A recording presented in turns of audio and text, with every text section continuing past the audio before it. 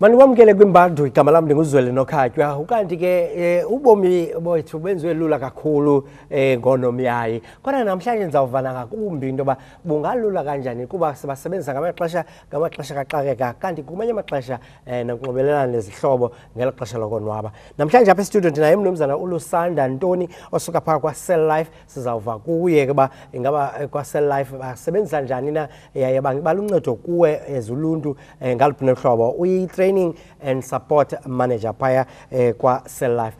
Mandikwamkele mhlekazi wami. Mandibulise nami Mr. Nokhatywa. Khawusichazele uCell Life uyintoni, waqala nini, njani, nenza ntoni kwa Cell Life?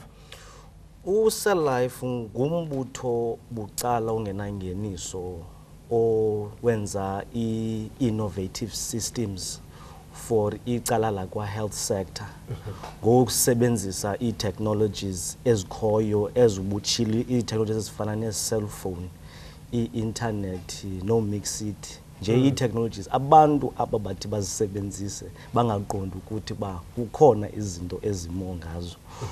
Ukuqala ka Cell Life ke uCell Life ufoundwe ngeproject eyayisilapha eUCT ngo-2005. Okay. Apho ke baqala khona ngokwenza izinto zo dispenser ARV retrovirals for abantu abane-HIV. All right. Make sijonge ke ngoku into ba i-technology le umuntu uyisebenzisa kanjani ngokwasempilweni ngoba umuntu uzathi hayi i-technology ixesha elininzi ndiyisebenzisa mna for ucommunicator but ngokwasempilweni uyisebenzisa kanjani. Make senze ke imizekelo ukwenzela uba umuntu azi into ba wenza kanjani. Umzekelo unemilenze emine oyibekayo ngu-dispense, ngu-capture, communicate no research. Make sijonge ke ba lo milenze uyisebenzisa kanjani. Mandithethe kakhulu isikakhulu apha kweli cala le research ngoba kwa Cell Life sinayo i-department ethi ejongisise izinto ezichaphakalisa abantu apha ebomini. I-major focus yethu kweli cala le HIV but nezinye i-subjects ezifana ne-medical abortion ezithi abantu umuntu abe nentloni lobuza eluntwini ukuthi xa kusenzeka into enjena ndingathini.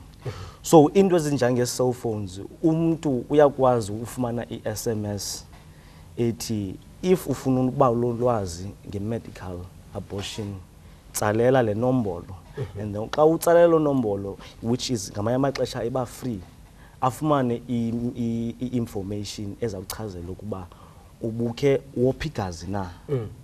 Uyaqonda iyakunika i-options wena xa usithi hayi ufumana information ethi cela ukhawuleze uye kwikliniki eduze nawe uyofumana uncedo. Nina ngokwala maxesha ke ninendawo apho kukho abantu abaphendula le mibuzo umzekelo into efana ne-call center?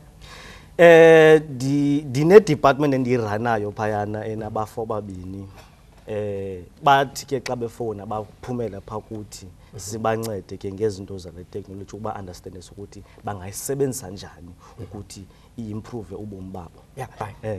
Now make sithethe ke ngegama nendlela ekusetyenziswa nisebenzisa ngayo ke system especially ukusebenzisa ifoni yomuntu kuba siyayazi ngoba eMzantsi Afrika uninzi lwabantu line cell phones. Nithumela i-SMS zeziphi ezinye izinto enizenzayo nge-cellphone? Sinazo nezinye izinto because ucala lethu izuba sifuna ufikeleleka kumuntu wonke.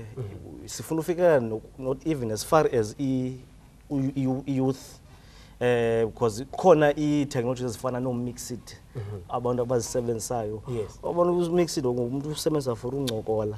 So saqonda mana apha ikhona into esingangena kuyo apha because sinazo ngoku ne-online counselors esithi sisebenzisane nezinye organizations because umuntu let's say for example uyachaphazeleka ngokwe-abuse and akanamntu othetha uyakwazi uthatha lo Mixit lo abeqhela umsebenza for uncokola neetshomi zakhe athi nobuhlele eteksini ufumana i-counseling ngokuseteksini. Yaqonda unoba makachola ifowuni afowunele i-call center athi ndifumana le nto injena nje because i-conversation yakho masiyadlula ngumuntu usecamkwakho. Yes, definitely. Because asikho limited na even nakwi-abuse siyathetha ngento ezidibene ne-HIV sithetha ngento ezininzi. Okay. And yonke le nto yenzeka through esebenzisa i-cellphone yakhe etexa ethumela imiyalezo. Ethumela imiyalezo. And aphendule ngoko nangoko. Uyaphendula kwelinye icala ngoko nangoko. Omnye umuntu uzafuna ukuqonda ukuba umbukeli phaya ekhaya what's the turnaround time? Xa ndithumele umyalezo ngoku ndifuna ukunceda ngoku kuzathatha ixesha elingakanani before ndifumane impendulo? Kaloku xa silento masithi ba i-technologies zethu ziyadifarisha xa ufuna i-online counselling njengolu hlobo uqhela ungena ngalo ku-Mixit yes uye ufika kukho umuntu okulindeleyo uyaqonda uthethe naye okanye ufika kwabantu because ku-Mixit kukho nezi groups group chats abantu bonke kwi-groups okanye ufike kwi-group yabantu abachaphazeleka yile nto wena uchaphazeleka yiyo ufika uncokole nabo.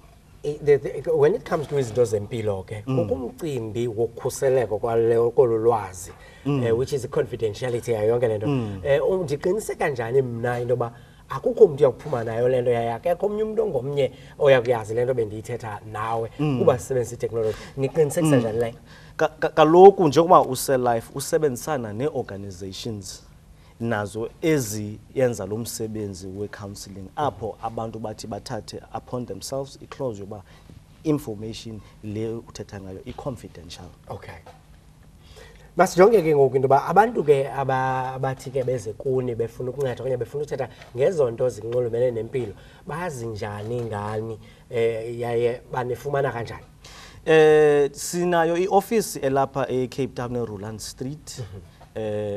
Inombolo yethu ngu-021 469 1111 kanti sinayo ne-website onothi ufumane more information ngu-www.cell-life.org. Indlela kulapho banofumana khona more information because asiphelanga apha kwi-cellphone kwinto esithi sizenze for usebenzisana ne-health sector. All right.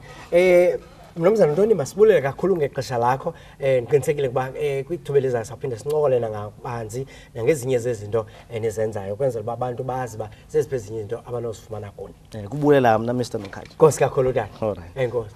All right bekukangako ke besinako ixesha ke linomona ke kambe lo wasebelungwini uvimba echithwa ungaliqabi kodwa ke saphinde sibuye sibe naye uSellife ethubeni sive ba nangezinye izinto abanazo inkqubo abanazo kwela icala masibuye nje emveni koku sibuye sidibane kwakhona ke komnye umcimbi.